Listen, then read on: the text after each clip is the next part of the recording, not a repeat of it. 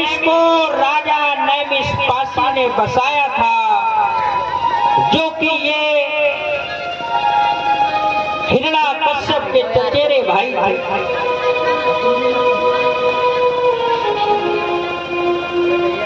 और देखिए, बहुत अच्छा राज चला रहे थे हिरण्याकश्यप अपने समय में। कोई प्रजा दुखी नहीं रहती थी, सारे लोग मंगल गीत गाया करते थे, किसी को कोई दुख दर्द नहीं था। देखिए, गद्दार सोचने लगे कि हिरण्याकश्यप जो है कितना अच्छा राज चला रहा है, क्यों ना इसकी शांति को भंग कर दिया जाए, इसकी व्यवस्था को चरमरा दिया जाए।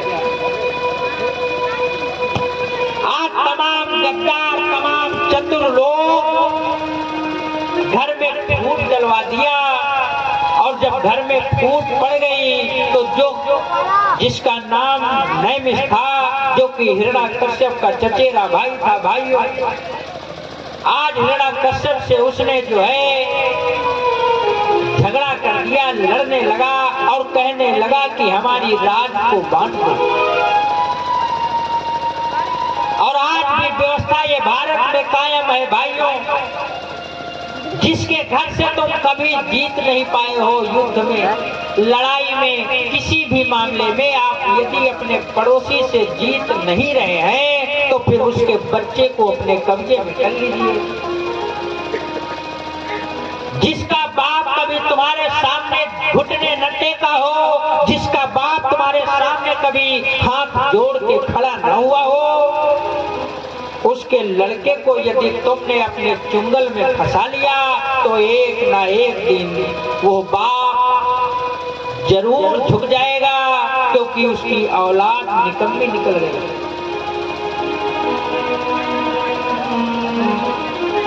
क्योंकि यहाँ पर इतिहास गवाही देता है, जब जब हमारे राजा महाराजाओं को मारा गया है, तब हमारे लोगों ने साथ दिया है, और चंद लालच के चलते हुए भाई। देखिए, बहुत अच्छा राज चल रहा है। हिरण्याकश्यप अपने सभी भाइयों को लेकर के राज चला रहा है, प्रजा दुखी नहीं है। हाँ, यदि कोई दुखी है तो हमारे राजाओं से जलने वाले, यानी हमारे दुश्मन हमसे जल रहे हैं।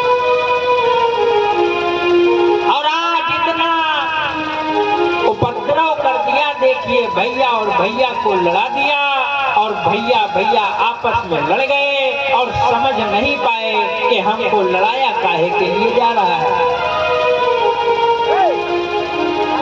लोगों ने बता दिया, चतुर चालाक लोगों ने बता दिया नैमिष से कि ये तुम्हारा भाई, जो चचेरा भाई है हिरण्याकश्यप, ये पूरी हरदोई की जमीन को कब्जिया लेगा, फिर तुम क्या करोगे? अरे पूरे भारत में, पूरे देश में तो इसका नाम हो जाएगा, और जब इसका नाम हो जाएगा तब तुमको कौन याद करेगा? इसके लिए तुम अपना बंटवारा कर लो। और आज देखिए, ऐसी फूट डाल दिया भाइयों कि राजा नैमिष अपने चचेरे बड़े भैया से लड़ने लगा और कहने लगा हमारी राज को बांट दो।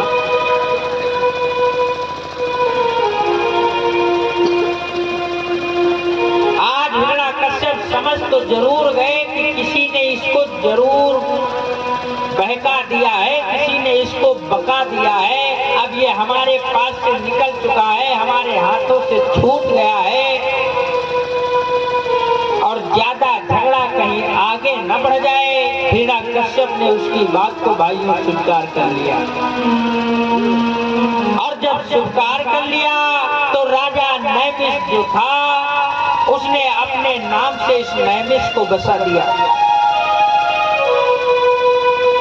आज ब्राह्मण लोग बताते हैं क्या,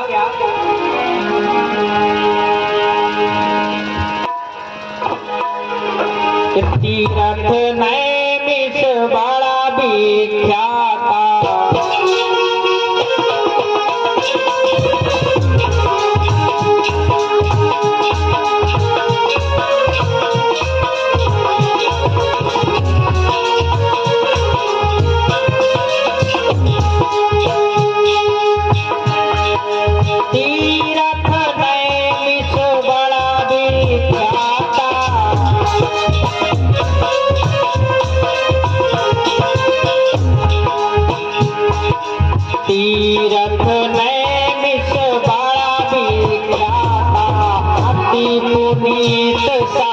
साधक श्री दाता।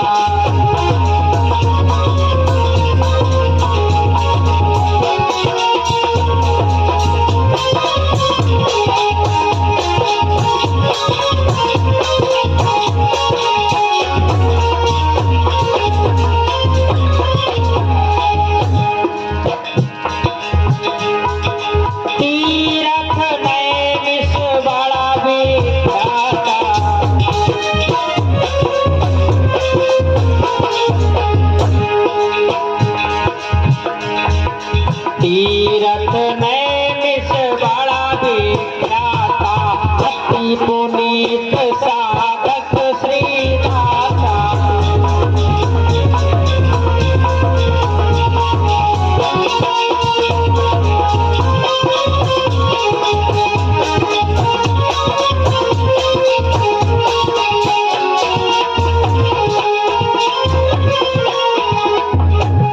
तीरथ नैमिष बड़ा विख्याता, अति पुनीत साधक श्री दासा।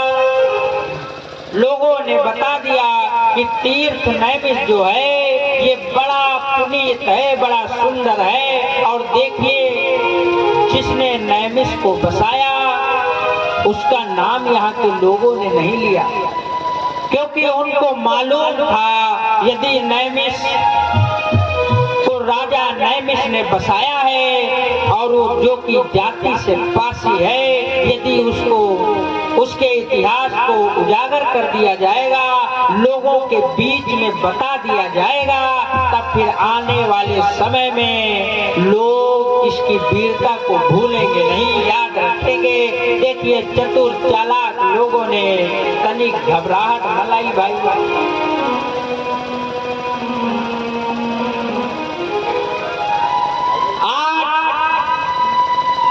जब हिरण्यकश्यप से उसका भाई चचेरा जो नैमिष वो अलग हो गया, तो उसने नैमिष को बसा दिया भाई।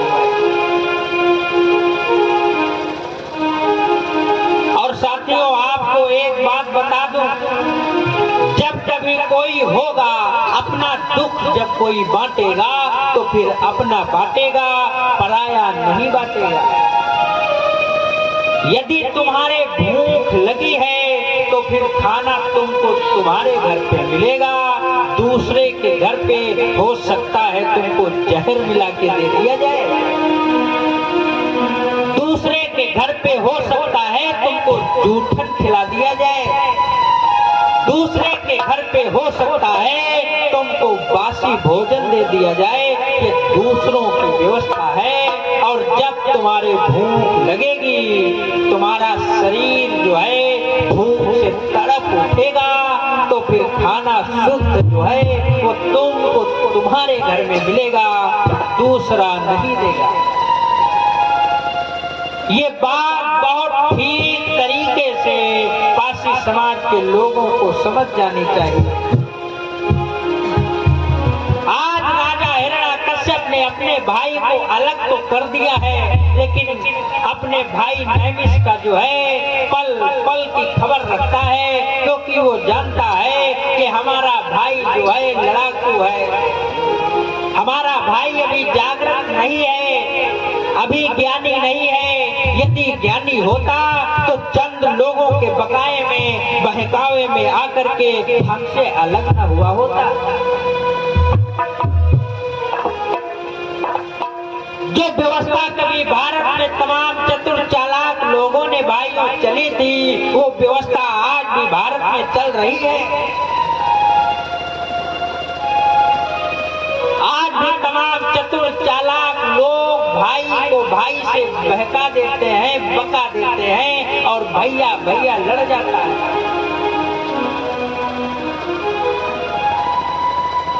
अभी ज्यादा से ज्यादा हमारे गांव में एक शादी हुई है पासी समाज में, और ज्यादा से ज्यादा यदि हुआ होगा तो 1 महीना शादी का हुआ है।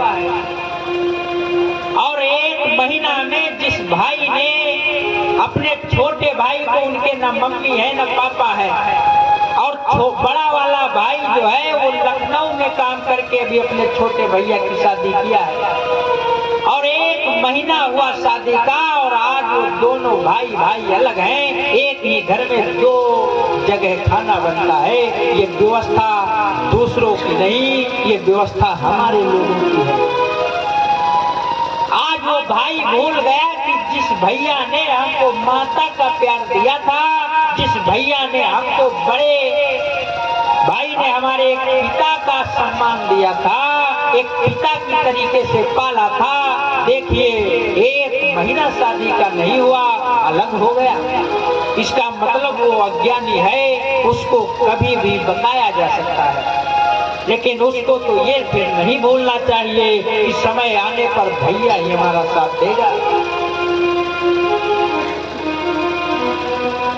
आज पल पल की खबर महाराजा हिरण्यकश्यप अपने चचेरे भाई नैमिष की रखते हैं कि हमारा भाई नादान है, अभी छोटा है,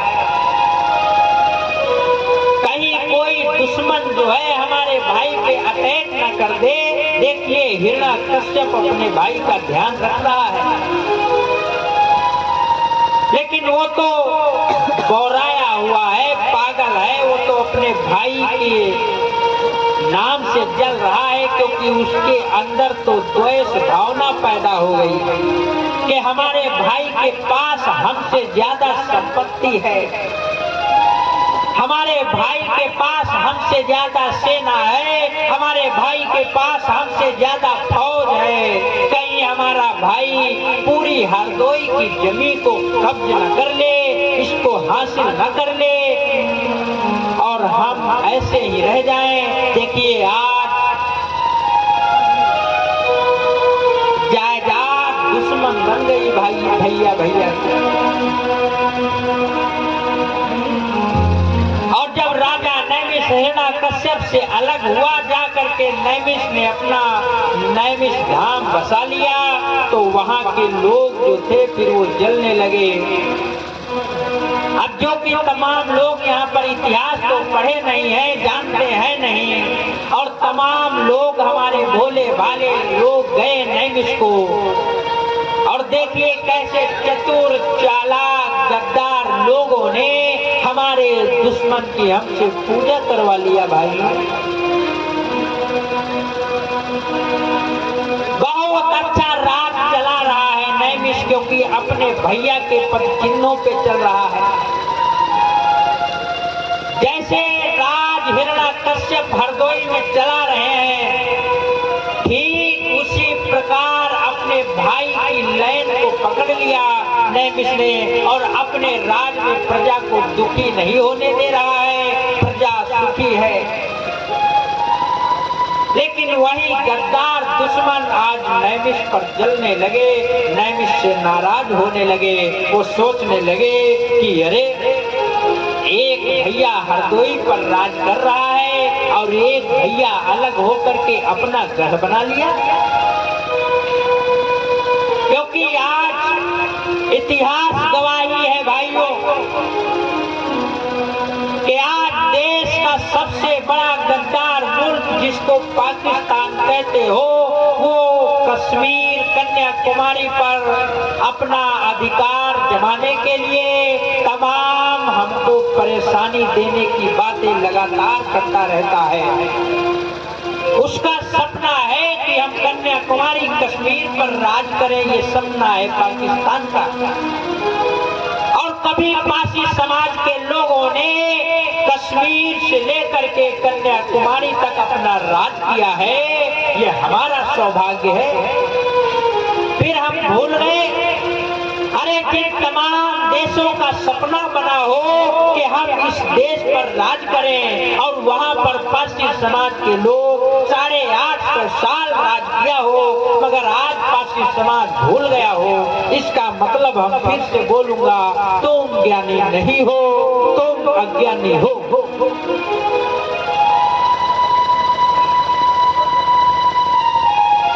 आज नैमिष पर जलने वाले लोग पैदा होने लगे भाई, और जब नैमिष पर जलने वाले लोग पैदा हो गए तो फिर तमाम लोगों ने राजा नैमिष को बताया कि महाराज बहुत दुश्मन बढ़ने लगे हैं तुम्हारे। लोगों ने समय समय पर सचेत किया, लेकिन इतना अहंकार, इतना ताकत पर गर्व करने वाली कौम हमारी पासी कौम थी कि किसी की बात मानती नहीं थी, क्योंकि उनको अपनी ताकत पर, अपनी भुजाओं पर बहुत बड़ा घमंड था। हमारे पूर्वज जितने थे बहुत ताकतवर थे, बहुत क्षमता थी उनकी, बहुत वीर थे, योद्धा थे।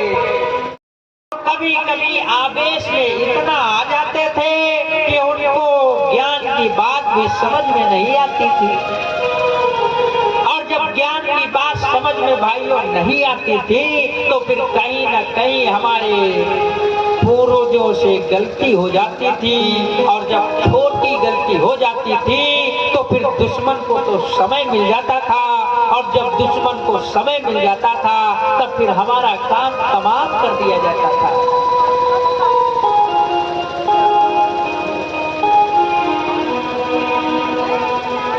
तमाम लोगों ने राजा नैमिष को सचेत किया भाइयों, बताया कि महाराज बहुत अच्छा राज चला रहे हो, बहुत अच्छा कार्य कर रहे हो, लोग आपसे जलने लगे हैं, आप अपनी सेना बढ़ा लो,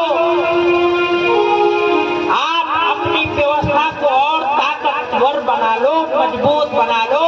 लेकिन देखिए राजा नैमिष इतना बलवान राजा था, इतना ताकतवर राजा था कि लोगों की बातें उस पर असर नहीं किया भाइयों,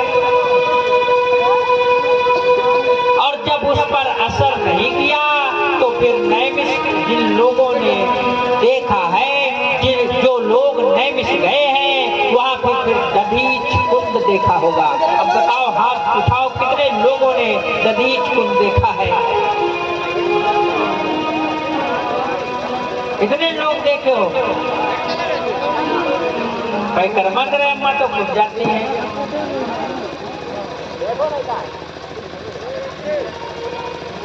देखिए नैमिष में दधीच कुंड,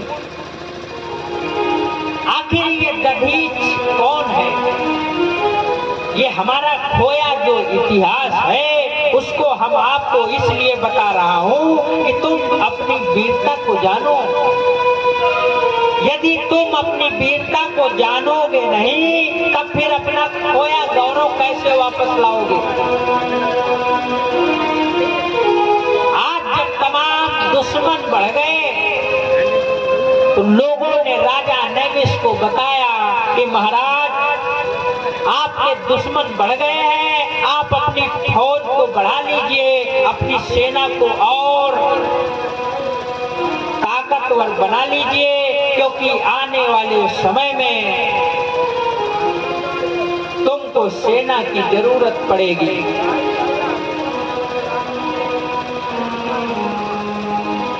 लेकिन राजा नैमिष तो अपनी ताकत पे बहुत घमंड करता था, उसको ज्ञान नहीं था कि वास्तव में हमारे दुश्मन बढ़ गए हैं। और उस समय का गुंडा जिसको दधीच कहा जाता था, ये बहुत बड़ा गुंडा था साथियों।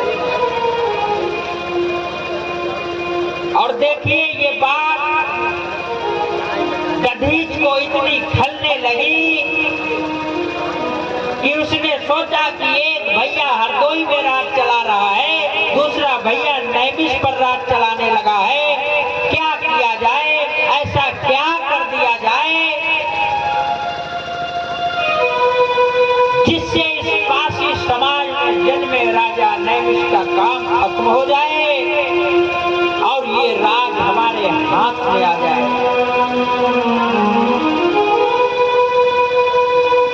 उस समय तमाम गिरोह चल रहे थे दुश्मनों के, तमाम गिरोह लग गए थे राजा नैमिष को हराने में। फिर तमाम गिरोह के लोगों ने, हमारे गद्दार, हमारे दुश्मनों ने एक पास बैठ करके एक मीटिंग किया और उस मीटिंग में यह तय हुआ कि आज राजा नैमिष को खत्म कर दिया जाएगा।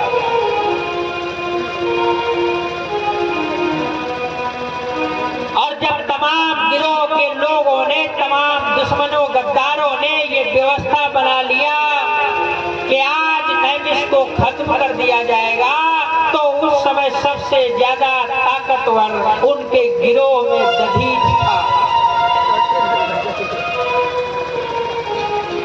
आज बड़ी चतुराई, बड़ी चालाकी से राजा नैमिष को दधीच के गुंडों ने, दधीच के ग्रुप के लोगों ने राजा नैमिष को खत्म कर दिया भाई। और जब खत्म कर दिया तो ये बात हिरण्याकश्यप को पता चली। जानते हो क्या हुआ?